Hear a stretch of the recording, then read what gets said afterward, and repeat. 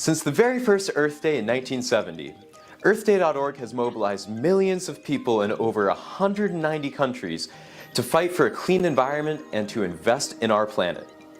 This Earth Day, and every day after, we call on governments, institutions, businesses, and citizens to do their part. There's unlimited opportunity to right the wrongs of past actions and to build a happier, healthier, and wealthier future for a society where fossil fuels, plastic pollution, and excessive carbon emissions are eliminated.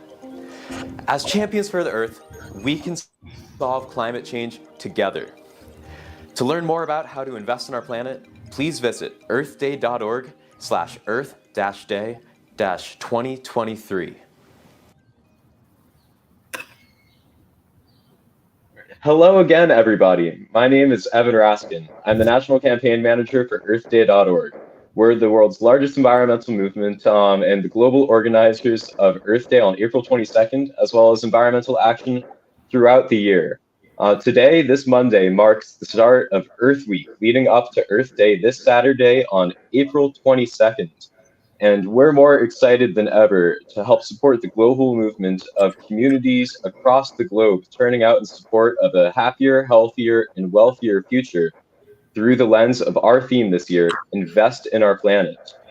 When everybody, whether you're an elected official, a community leader, a business owner, or just a family member, you have the opportunity to contribute to not just solutions to the world's most pressing environmental problems, but also contribute to building a happier, healthier, and wealthier future, building prosperity through investing in our planet. And nobody knows this better than the folks that we have joining us today on our broadcast, activating elected officials at all levels for Earth Day.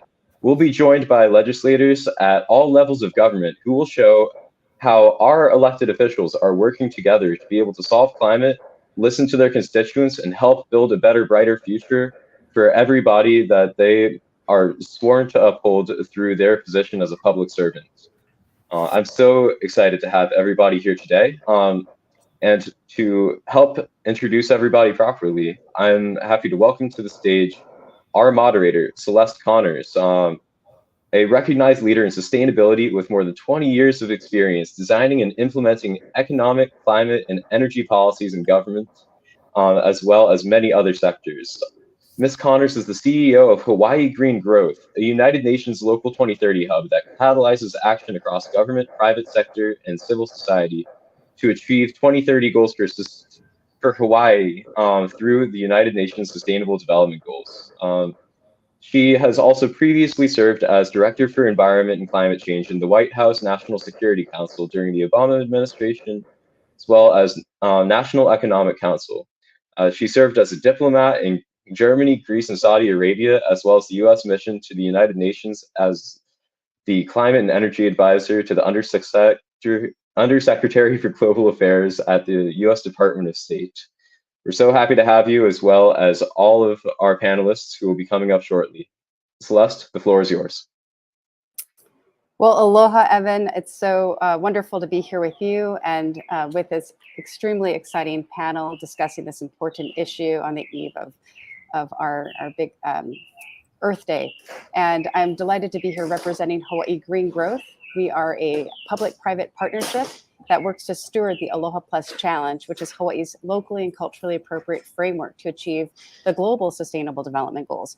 And this also includes a commitment to be net zero by 2045. So Hawaii Green Growth, as a local 2030 hub, works with our 4 county mayors, the governor, the Office of Hawaiian Affairs, as signatories of this challenge, as well as the private sector and civil society. We've launched the Take the Challenge. This is a co-opetition between our 4 counties of Hawaii, led by the mayors, challenging each other to make progress against Hawaii's sustainability goals, the Aloha Plus priorities. The whole month of April has been designated to be Volunteer Month, and Hawaii Green Growth is partnering with Kanu Hawaii to measure volunteerism in Hawaii on the Aloha Plus dashboard, which is an open data platform that provides collective transparency and accountability. And I'm really delighted to be joined by this extraordinary panel of elected leaders that are showing every day their commitment to address this challenge in partnership with civil society and private sector all of us essentially. So with that, I'm delighted to introduce our panel now. We have Delaware State Representative Sophie Phillips, who was elected with an ambitious environmental agenda. She aims to create a cleaner, safer, and healthier environment for all of her constituents. As Vice Chair of the Natural Resources and Energy Committee, she is committed to environmental justice and bold environmental action at the state level. She was elected in November 2020, and Rep. Phillips is both the first Gen Z member as well as the first member of Indian descent in the Delaware General Assembly. We're also joined by Mayor of Hoboken City, New Jersey, Mayor Ravi Bala, who is focused on making the city of Hoboken more climate resilient, signing the city's climate action plan in 2019 with the goal of the city of Hoboken being net zero by 2030 and carbon neutral by 2050. He's led the expansion of Hoboken's residential composting drop-off program, a full ban on carryout plastic bags and styrofoam, the purchasing of 100% renewable electricity for all Hoboken municipal operations, and Hoboken's renewable energy program for residents. Finally, really looking at having energy efficiency upgrades across municipal buildings, which is really huge, not an easy undertaking. And U.S. Representative Adriano Espaillat, who represents New York's 13th Congressional District. He is the first Dominican American to serve in the U.S. House of Representatives and holds several influential roles. He serves on the Appropriations and House Budget Committees, is Deputy Chair of the Congressional Hispanic Caucus, and Chairman of the Congressional Hispanic Caucus Institute. He is also a member of the Congressional Progressive Caucus and a senior whip of the Democratic Caucus. So aloha, everybody. I think we're waiting for Representative Espaillat to join us, but I'm actually going to share a little bit more about the focus of this session. I mentioned earlier, it's very exciting to have our elected officials joining us today to discuss the important work that they're doing in policy action and implementation. And this discussion will demonstrate how our elected officials at all three levels of government can invest in our planet by highlighting the work of influential public servants who are leading the way through their policy efforts. Through our discussion of their recent and upcoming legislation, we will learn how an investment in our planet is also an investment in other policy arenas and plays a key role in addressing issues that matter most to the public. Just a little bit of context for the flow and the agenda. So each of the panelists will be given their own spotlight before a round of questions for the group. And then we'll have time for questions from all of you. So please get your questions ready. I hope you're inspired and excited as I am for this conversation. And Rep. Phillips, we're going to actually turn to you first. So thank you again for your leadership. If I could ask you, what are your priorities for sustainability and climate in your administration? And are there any upcoming bills that we should be looking out for as you implement this vision? So first, thank you so much for having me today. I'm thrilled to be here and really excited that you all are having us on here to talk about Earth Day and environmental justice and climate change and sustainability. It's really exciting to see. So there are several environmental initiatives within the state currently underway. I live in Delaware. Our main priorities are ensuring we're actively working to fight climate change and preparing our state for the future. Litter-Free Delaware focuses on the immense amount of trash we see throughout our state. At every intersection and along our major highways, litter has been increasing. This initiative encourages folks to take the litter-free pledge and participate in community cleanup events. Representative Paul Baumbach, Senator Trey Pardee, and I have a bill that has already passed the Senate that will ban the use of single-service plastic implements and polystyrene containers in food establishments to aid in this initiative. Teddy, a tree for every Delawarean, was created to encourage the planting of trees to fight climate change. My addition to this initiative is the focus on native trees, smart planting, and environmental justice, ensuring that we are planting the correct species of trees for the area and increasing tree canopy in our cities. The Delaware Department of Natural Resources and Environmental Control just hired their first environmental justice coordinator, Dr. Katara Moore, who will help bridge the gap between the administration and our communities. That was an extremely important add for me, so I'm very happy to see that she has taken into that role. We have a new bill coming out called the Climate Solutions Act that will create greenhouse gas goals for the first time in our state, in addition to updating our current climate action plan to make it more stringent. To support this new bill and to ensure the success of our climate action plan, we have 6 other bills coming out at the same time. These will focus on everything from sustainability within our labor projects, electric vehicles, and solar energy. Unfortunately, I can't go into detail about any of these bills until they are introduced in May, but I'm really excited to see our state taking steps to finally address climate change and prepare for our future. It's about time for our state to start paying attention to this. Thank you so much. That's so exciting. You are obviously very busy in everything from the trees and recognizing the value that native trees bring to the broader ecosystem. It sounds like green infrastructure and really an ambitious climate agenda. I also appreciate, Rep. Phillips, how you're looking holistically, around environmental, economic, and social issues that involve labor as well. And I did have a bit of a follow-up question for you. Because when you took office earlier this year, you became the first Gen Z member of the Delaware General Assembly.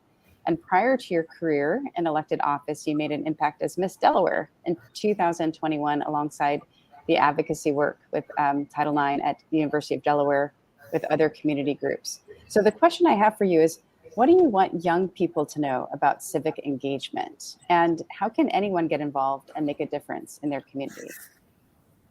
It's important to remember that the decisions made today are going to impact our future as Gen Zers. We all have a lot going on in our lives, and getting involved in politics and community work sometimes feels like it can be too much, and honestly, it can be. I think starting small and focusing within our own communities is the best way to get our feet wet in politics and understand the importance of civic engagement. When I talk to middle and high school students now, and when I was Miss Delaware, I would mention, getting involved in community work. I'd ask them what issues they've noticed within their communities that they would like to change. Every single student can come up with something. We work together to come up with solutions to those issues, and I'm constantly blown away by the creativity of our young people. Pinpointing issues helps them see why civic engagement is so crucial. We can't implement these solutions or begin to see change if we don't get involved. I often hear students say they're interested in helping out, but they have no idea where to start. So I say start in your own community. If you're interested in environmental justice or sustainability, see what groups exist within your area and attend a meeting. This is how I got started in Delaware politics and how I started to understand how my voice could aid in the creation of change. You don't have to run for office to make a difference. I really can't get anything done without the community groups around my state.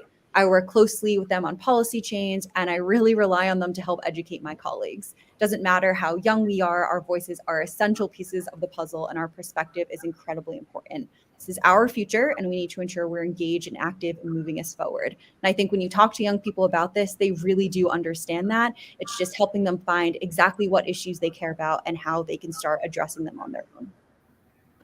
Thanks so much, Rep. Phillips. It's so inspirational. As a mother to a 10-year-old daughter and 13-year-old son, they're obviously very focused on this issue of climate change. And I think you're absolutely right. How do we create spaces to have our youth find their voice? And very often, I think it's not a top-down approach, right? They have the solutions. It's creating those pathways to uplift them and to hear what they have to say. I think we have very exciting conversations around the dinner table. I have to say also here in Hawaii, we're working very closely with our youth, including with our Indigenous youth, and they're actually quite involved in a project we have to put forward a sustainability report about the future they want for Hawaii and island Earth, and pulling from sort of 1,000 years of Indigenous knowledge and wisdom. I think the situation in an island economy gives them a lot of agency to share that. So thanks so much.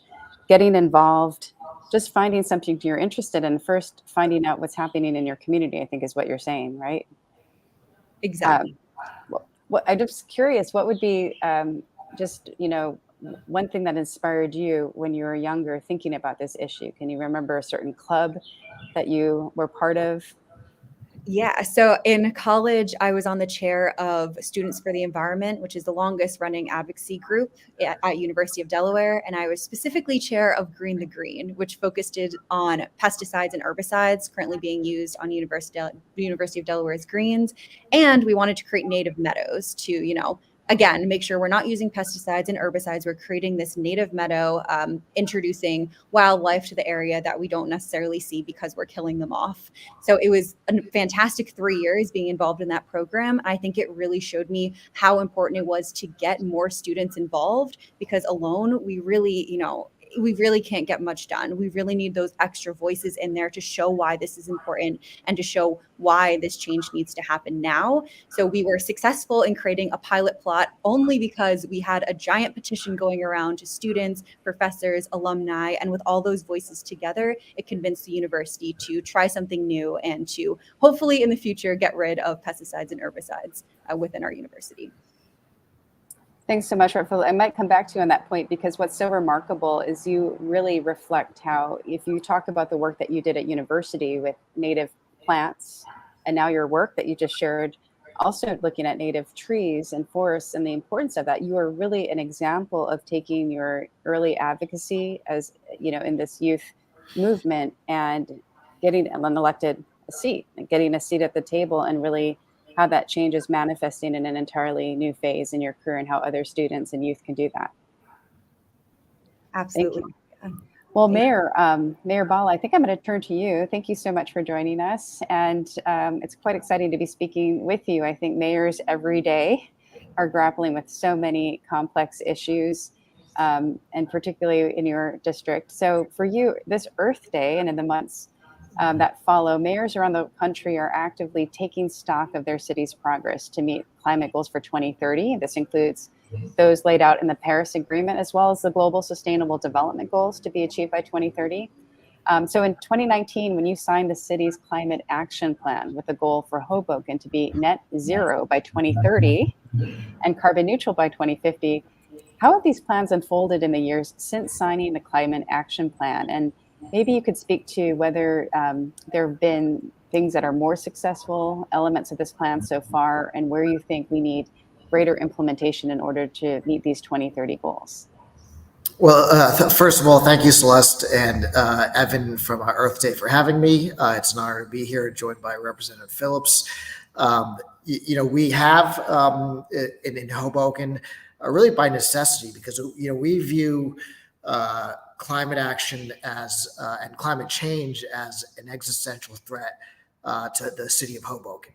And when you say existential, it literally means that climate change is a threat to the future of the existence of Hoboken. That's why we've declared a climate emergency in Hoboken and view this topic with a tremendous sense of urgency.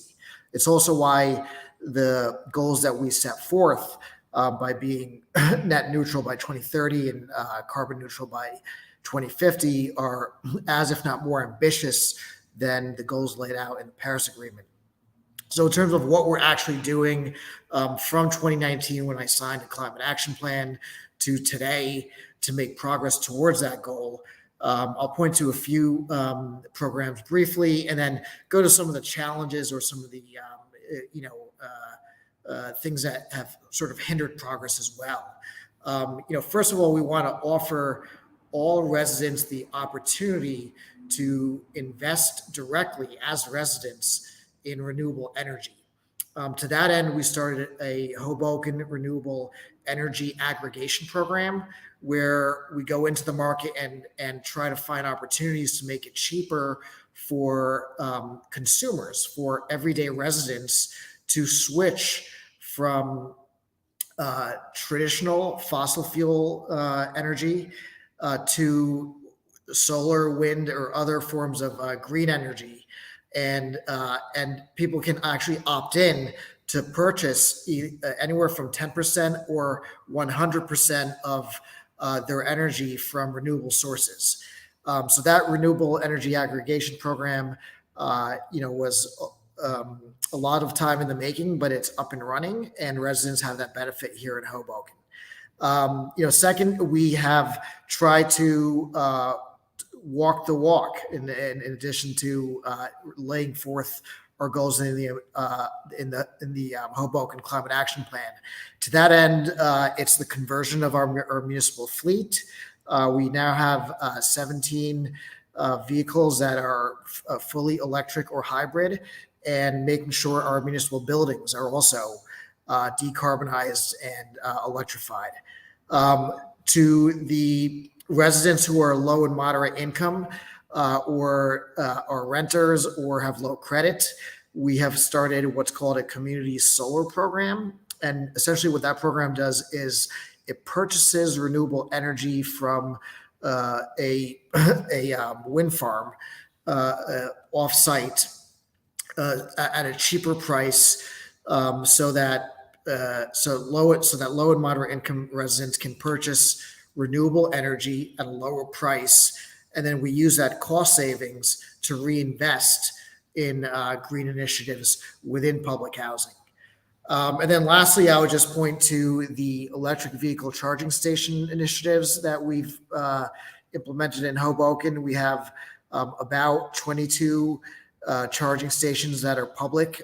And the goal here in Hoboken is to make it accessible to anyone within a 5-minute radius by walking, to have at least one EV charging station within their neighborhood.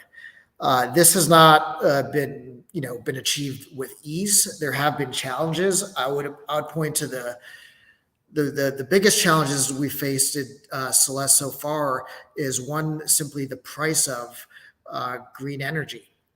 It's risen in cost, and there are not many funding sources available, or I would say inadequate funding sources available to purchase green energy, as opposed to the cost of traditional fossil fuel non-renewable energy. So cost has been a factor, and funding of these initiatives have also been a factor.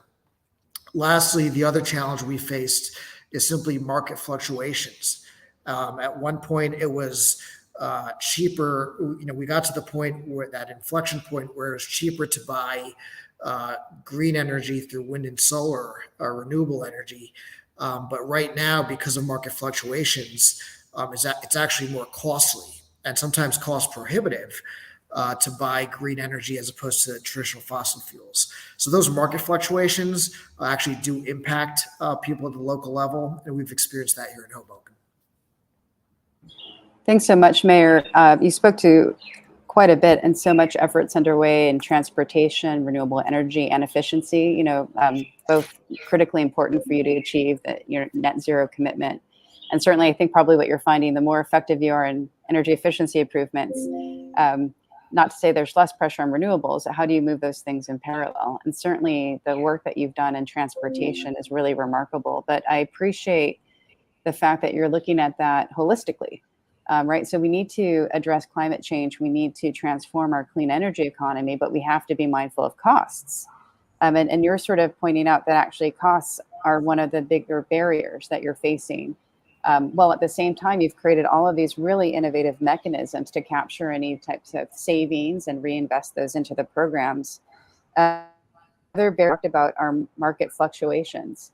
And I'm just curious, in your position, just riffing off a little bit of what you said, how do you see emerging from COVID as a mayor from all of this? Do you see these, do you still see the market fluctuations as a primary challenge or cost, or are you seeing maybe actually this has people thinking, hey, we need to recover, but in a greener way?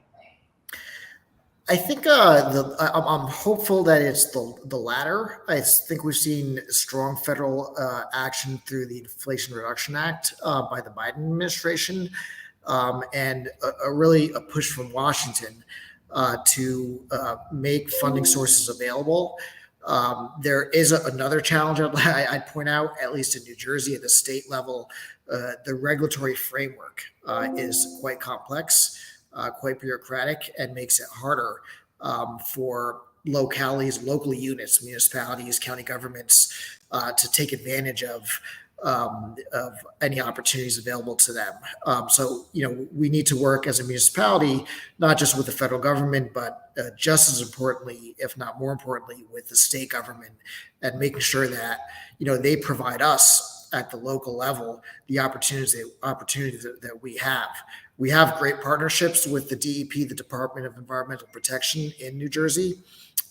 But again, dealing with some entities, some state agencies is really challenging at the local level. So those are some of the sort of like the opportunities, but also the challenges that we face going forward. But we are absolutely fully committed to moving forward, being innovative, working with our state and federal legislators, because we all do share this common goal here in Hoboken. Yeah, absolutely. I think you're highlighting it right there. Different types of levels of government. Certainly, the conversation we're having today. Also, the way that money flows to these different government levels, and also within government offices and agencies. And that collaboration is certainly critical. You know, particularly against the backdrop of a lot of federal funding coming down the pikes, and having to be mindful of really how that's going to help you achieve your specific goals. And at the same time, I think you're serving as a tremendous example at the national level for what really has to happen at the local level, right? How sustainability and the climate transition is driven at the local level in so many ways. I was just going to give you the opportunity, Mayor, to speak about any other, exciting initiatives that you have underway in this Invest in Our Planet topic that we're discussing today. Sure. We have a few additional initiatives that we're very excited about, either activating currently or launching in the future. Solid waste and reduction of solid waste is a very important priority in terms of reducing overall greenhouse gas emissions.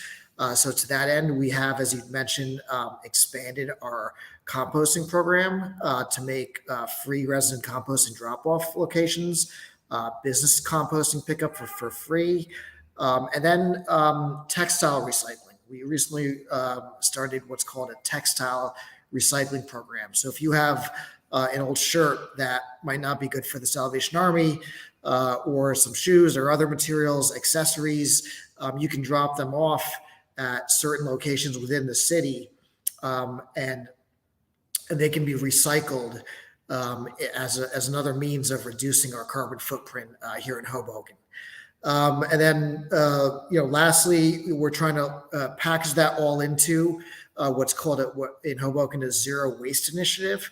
We're currently working with consultants to roll that out towards the end of the year, but it's really focusing on how we can recycle more efficiently, how we can educate the public in terms of their practices, and really achieve that kind of circular economy to realize zero waste, with respect to solid waste in the future.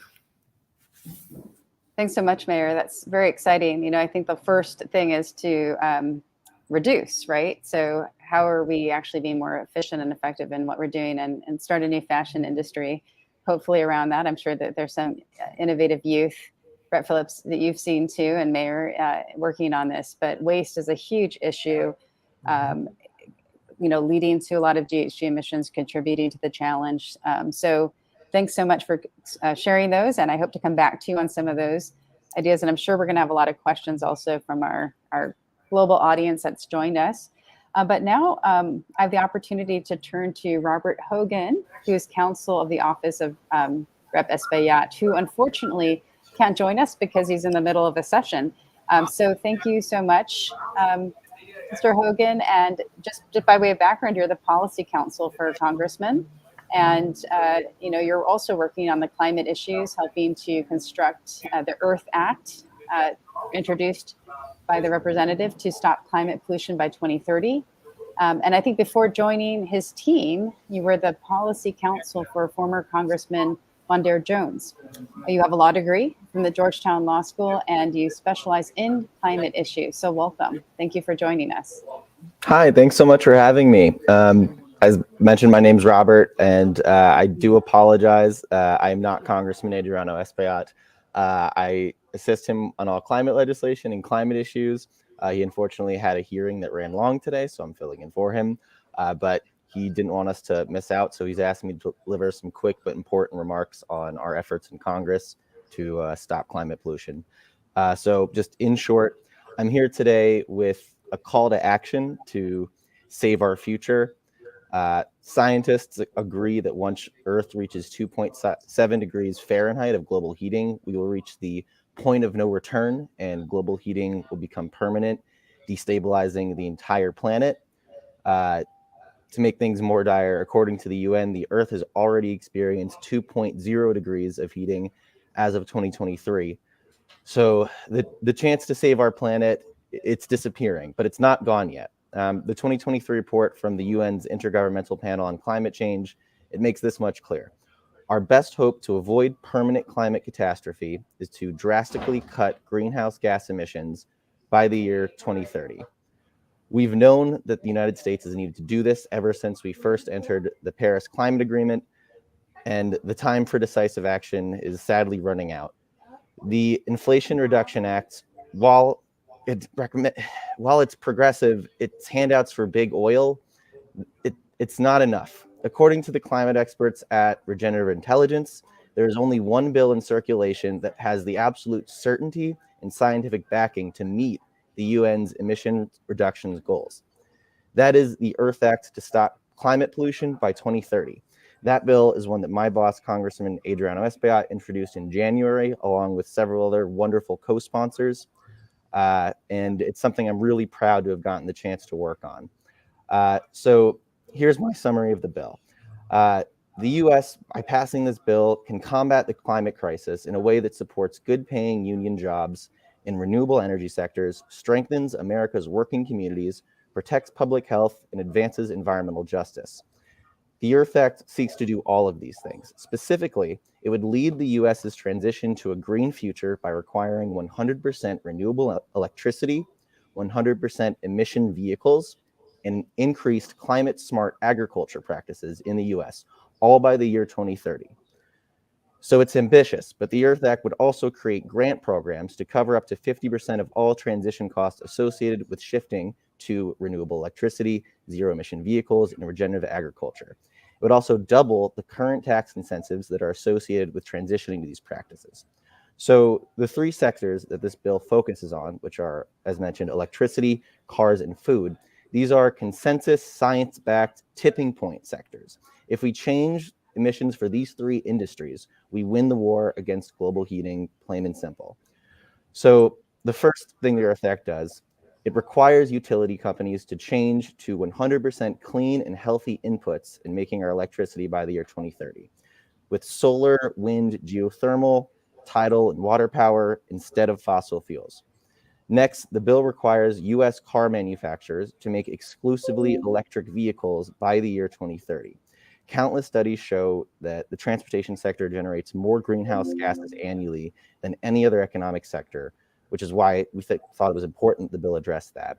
And then lastly, while our bill wouldn't affect small farmers and smaller agriculture, our bill would require all publicly traded agriculture corporations to significantly increase the number of regenerative agriculture practices that they're using by 2030. And that's just regenerative agricultural practices build soil health, and in doing so, they capture atmospheric carbon and put it back into the earth. And so, scientists agree that mandating their extensive adoption, it's one of the most important, fastest acting, and also least costly strategies for reducing global heating right away. Thanks again for having me. And I encourage every organization, every faith leader, every citizen who's viewing this live stream today to visit earthbill.org to learn more about and support our bill. The only way that we win the war on global heating is if everyone stands up, fights back, and gets involved. So please, I'll part by just saying visit earthbill.org and sign up today if you're interested in getting involved. And thanks in advance, and thank you all so much for having me. Thank you so much, Robert. Thanks also for all your direct work in this. We know it's, we can see your passion from the history of the work that you've done to date and supporting the Office of the Representative. And thanks so much for letting us know how we can get involved. Good, I was gonna say, let's get that into the chat, this information. Absolutely. You can send a letter, right? They can send you a letter, support this. I think it's really interesting. What you're talking about is the need for transformational change across every sector of our society by 2030 to avoid the most catastrophic impacts of climate change. You referenced the science is telling us that, and this provides a real mechanism to do that. I appreciate also how it's taking a holistic approach, looking at all sectors. You talked about agriculture, I have to look into a little bit this concept of regenerative. And I think, and I'm curious certainly to hear other views on this when we get into this, but in Hawaii, people are very much talking about a regenerative future beyond sustainability. So we need a sustainable and regenerative agricultural sector, but also tourism. And across every sector, it's, regenerative being that we need to do even better than previously expected, and particularly in agriculture. So I think that's actually quite exciting. So thanks so much, Robert. And certainly if there's anything that you would like to add throughout our discussion, we appreciate that you're representing the representatives. So, but with that, I might actually just go to another round of questions for our panelists, and maybe over to you, Rep. Phillips, again. We hinted on it a little bit, just your own trajectory. But why do you think it's important that elected leaders at all levels invest in our planet, or as we in Hawaii might say, our island Earth? Why is it important? So our constituents look to us to represent their voices. I know my district is extremely diverse, and some are more impacted by climate change than others. It's our duty as elected officials to invest in our planet to ensure our constituents can equitably live on this planet. We only get one planet, and we must focus policy change on protecting it. We have a responsibility to future generations to leave behind a better world than the one we inherited. This means ensuring we have clean air, clean water, and an overall clean environment for everyone, not just a select few. In addition, the future of our species and so many other species literally depends on it. I'm also a wildlife ecologist with an environmental consulting company. I'm constantly seeing how connected my two jobs are. We're in an ecosystem that requires the protection of all species. Spaces like wetlands and forests protect our water and clean our air, in addition to providing necessary habitat for our wildlife species. We have to invest in these habitats to ensure our health and safety and the health and safety of our ecosystem as a whole. Lastly, Earth is our home. Just like you might invest in new windows to lower your electricity bill or a new roof to prevent leaks for your house, we need to invest in our planet. Investments in clean air and clean water pay off in better health outcomes for ourselves and for future generations.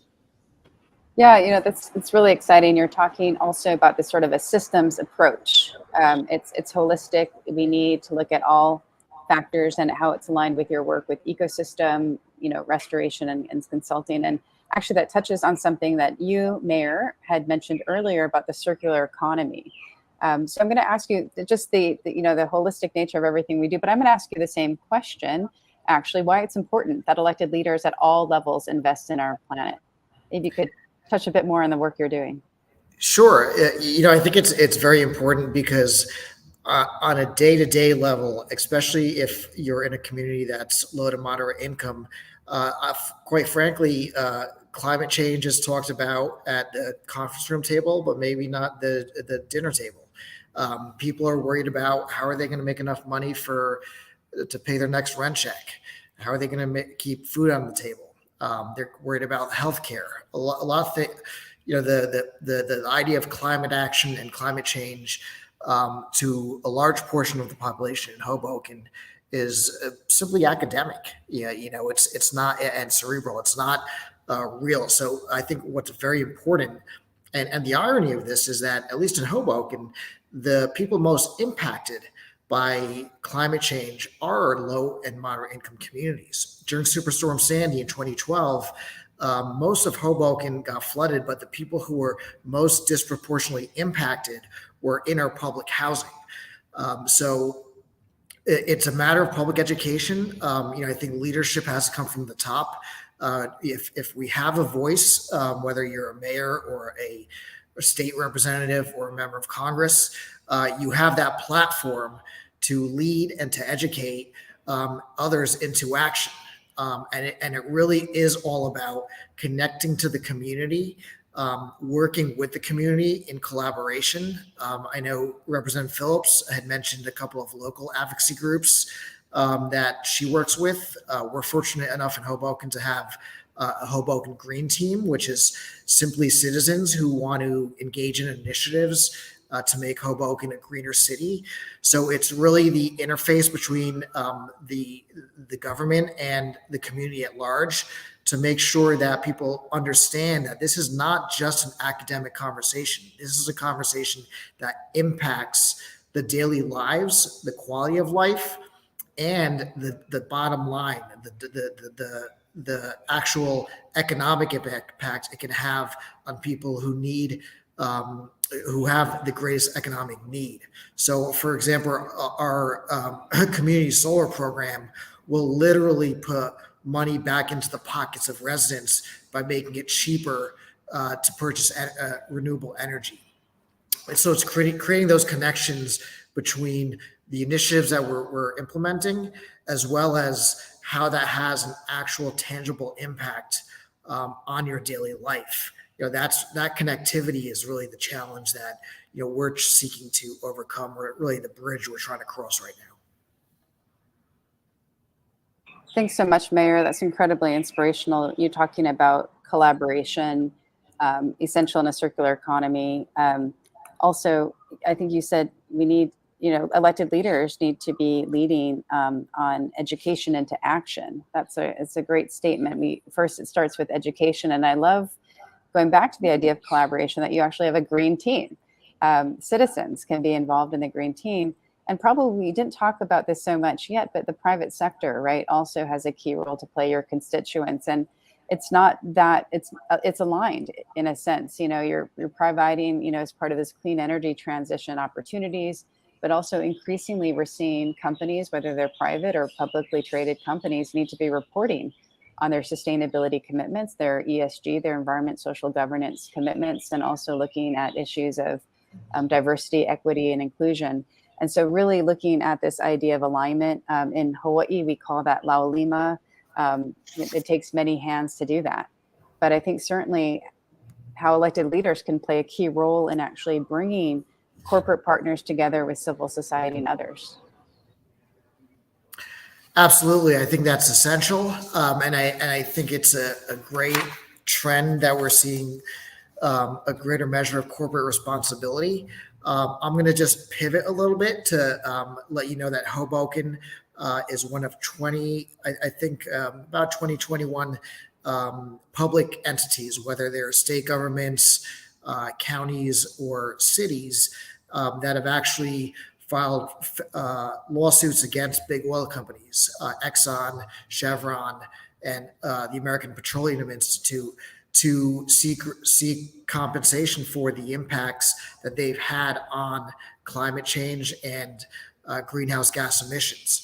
So that kind of environmental justice, which we want to redirect any remedies towards low-income communities, also is an important part of the equation to make sure that any corporations, the focus here in Hoboken is on big oil, that are responsible for these incredible events. You look at Fort Lauderdale last week. These things didn't happen 10 years ago, and they're only getting more and more severe. And we have to look at who is responsible for that, how can we remedy that, and how can we create more accountability so that we can have actually money in our pockets to mitigate the effects of climate change in the future. So corporate responsibility is important, but I would also suggest that corporate accountability through these types of lawsuits are also very important as well. Yeah, that's a great point. This balance, right? And also the collective accountability. And you're really talking about the already occurring impacts of climate change. And without a doubt, this is going to have a much broader ripple across, not just affecting the most vulnerable communities, but even our broader economy, right? As companies themselves are vulnerable to these types of impacts, but really looking at balancing that out, focusing on the people, and really turning to you, Rep. Phillips, as well, with this idea that the mayor spoke about of environmental justice. How does representation environmental justice play into ensuring a much more broader, inclusive, sustainable future and sustainable communities everywhere?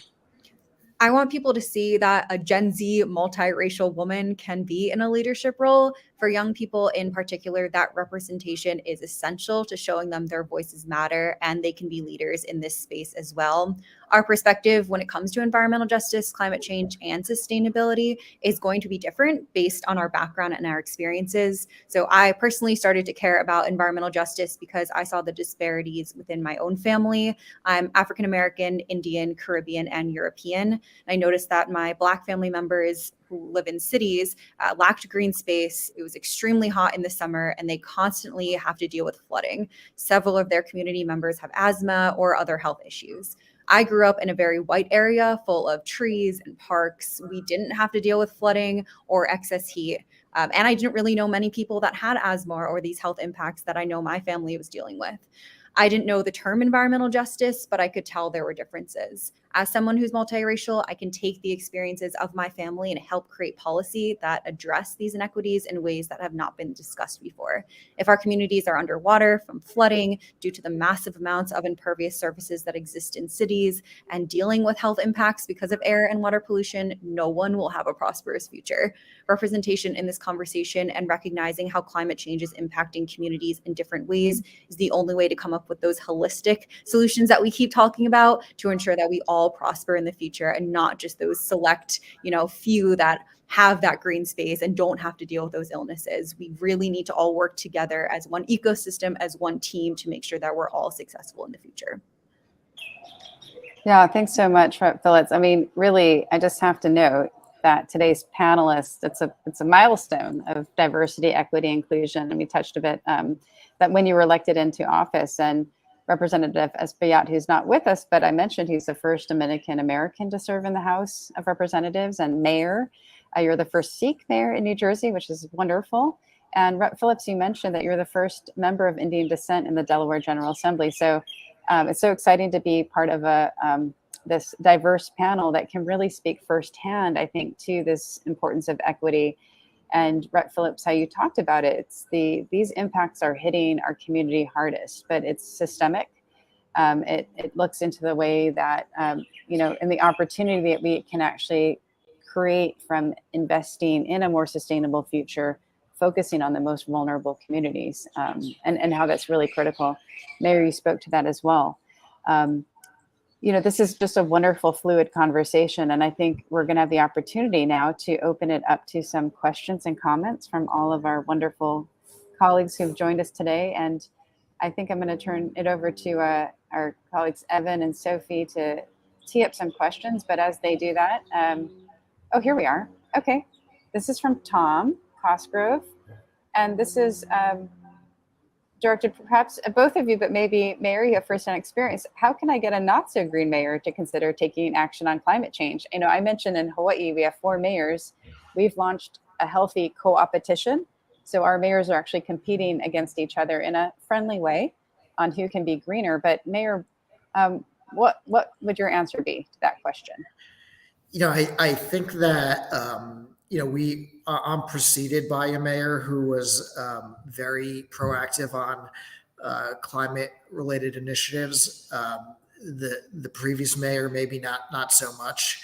But I think that in terms of getting the not interested mayor more interested, it takes grassroots collective action.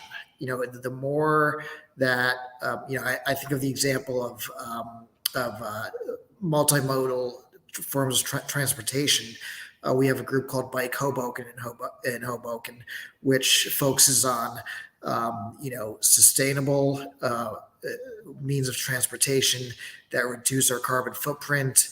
And they have become a group to be reckoned with, because they're focused on a certain mission that fortunately aligns with my mission. But they have a voice, they have a seat at the table, because they've organized as a community at the grassroots level. That type of thing might compel a not so interested mayor to get a little bit more up with the times, to understand that this is something that their constituents care about and want to see actual change in. And if that mayor is receptive to such change, retaining or hiring a chief resiliency officer, a chief sustainability officer, to really focus within the mayor's office on those initiatives. I've had the benefit of inheriting those types of offices and officers to really spearhead these initiatives here in Hoboken. Without that support, we wouldn't be doing the things that we're doing now.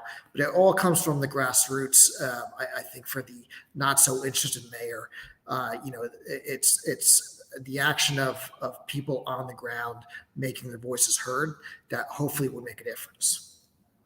Yeah, thanks so much, Mayor. I think one of the things you mentioned is sort of allowing people to get a seat at the table and looking for that alignment, right? It's alignment with your policies, but actually looking at where there's that alignment with the broader community. You mentioned earlier that some of these transitions are going to be about trade-offs. And maybe it's about making some of those trade-offs more explicit, maybe trade-offs between economy, environment, social aspects of sustainability, but where you can find those synergies is really critically important. And mayors that are interested in this could probably look to you. I don't think everybody has to be reinventing the wheel here. If there's a chief sustainability officer, could they pick up your climate action plan, for example, and take a look at what you did? Absolutely. It's on our website. Exactly. So how are we learning from each other? It's, we have these 2030 goals. We can't be reinventing the wheel. We have to recognize that our communities are very unique and distinctly different, but some things are the same. And maybe lean into that. And then Rep Phillips, did you have a comment on that? I just wanted to give you an opportunity to comment. I do. I do also want to say how important those grassroots organizations are. So we have 3 counties in Delaware only, and Sussex County is our most southern one.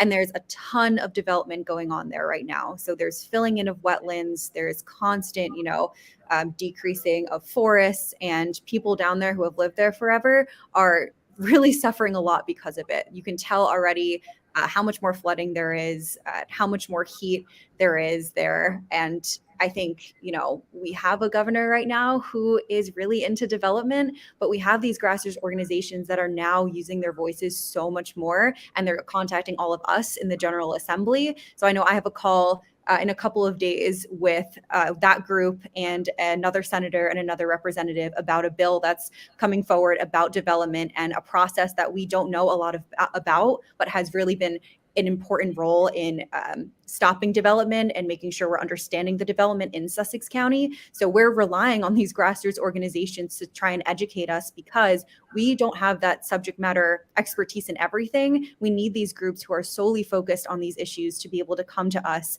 and teach us about these issues. So when we're voting, from a place of understanding and not just, having a bill rush through and voting on it without really understanding. So same idea. Grassroots organizations are really the drivers behind, passing bills that are going to help our communities and not just pushing through agendas of different companies, like development companies specifically in Sussex County. Yeah, thanks so much, Rep Phillips, because I think it's grassroots and what's happening in Sussex County. Certainly the opportunity for them to be able to confer with you and then to look at lessons learned with wetlands and ecosystem restorations, and maybe not repeat some of the same mistakes that other communities have. But also, I think it's local grassroots communities, but where there are indigenous communities as well, individuals and groups that have stewarded the land for many, many generations. I'm thinking about in Hawaii, really being open and informed to people who have knowledge of the land, or as we say, aina, to be able to have a voice and to speak to our elected officials. Well, thank you. I'm going to open it up for other questions. I want to make sure we have as many questions as we can. So, okay, here's from Catherine. So, encouraging big oil to transition to renewable energy instead of carbon energy. She would like to work on this goal. So, where can Catherine best place her time and energy to accomplish this specific task? So, thank you so much, Catherine, for your question. Let me turn that over to you, Mayor, first. I'll just go in order here. Yeah, at the city level, we have, as I've mentioned, this litigation against big oil, and it's been met with not just in Hoboken, but in other cities like Baltimore. Actually, Hawaii is one of the jurisdictions that has taken on this litigation. Support for that litigation is helpful. We've been very successful so far in the courts. And this matter has gone up to this U.S. Supreme Court. So we're hoping, just like with big opioid litigation, big tobacco, this will lead to some systemic change and hopefully environmental justice in the future. But if you are just a citizen who wants to have an impact on big oil, I think your individual practices will make a difference with those corporations. And identifying groups in your area that are keyed in on this specific topic of what I call the greenwashing that is being conducted by BP Oil, Chevron, Exxon. They knew about the impacts that we're facing right now. They knew about it internally in the 1970s and the 1980s, and actually advised their corporate executives that if we continue on this path, we are not going to be sustainable right now in the future. And these corporate executives chose profits over people. So this type of education is very important through litigation, through conversations like this, to put pressure on big oil to stop, and then what they did was greenwashing is a term where you try to project yourself as environmentally friendly when you're actually doing the exact opposite. And that's what a lot of these corporations are doing. So really, having conversations that go again from webinars to dinner table conversations to conversations at coffee shops with your friends, community members, those things in the collective, I think, would have a consequence or make a positive difference for everyone.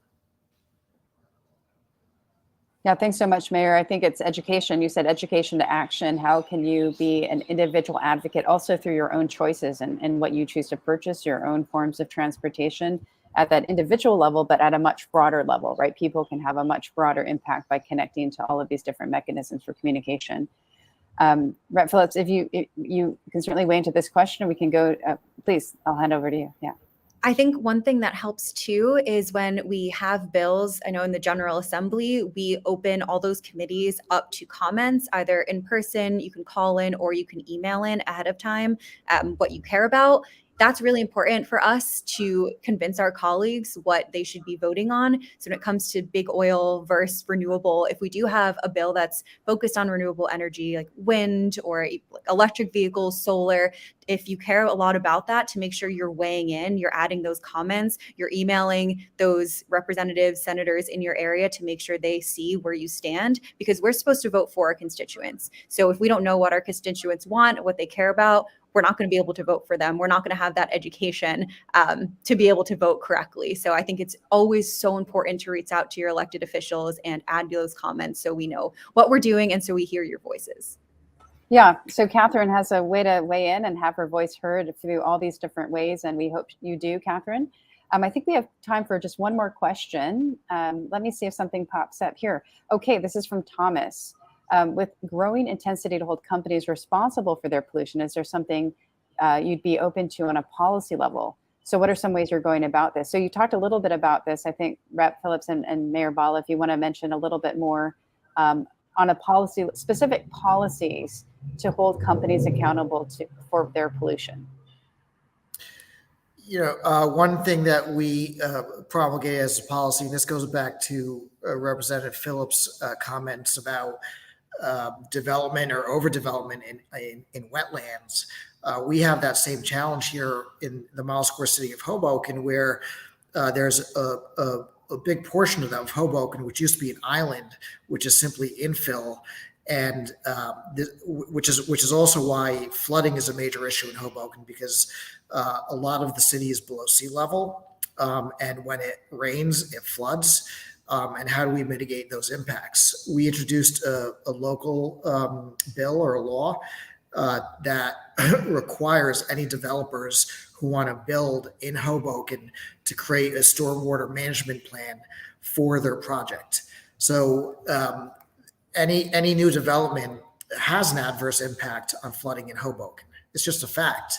So what we're requiring developers to do by way of a new policy is that you have to mitigate the impact that you're having on your development project. And that's by creating a stormwater detention plan where underneath the project, stormwater can be detained, treated before being discharged, and to create a policy to mitigate the effects of things like development in wetlands. So that's one example of a policy measure to address these impacts. Thanks so much for that really specific example, given what Hoboken is facing with flooding. And Rep. Phillips, an opportunity to answer that question.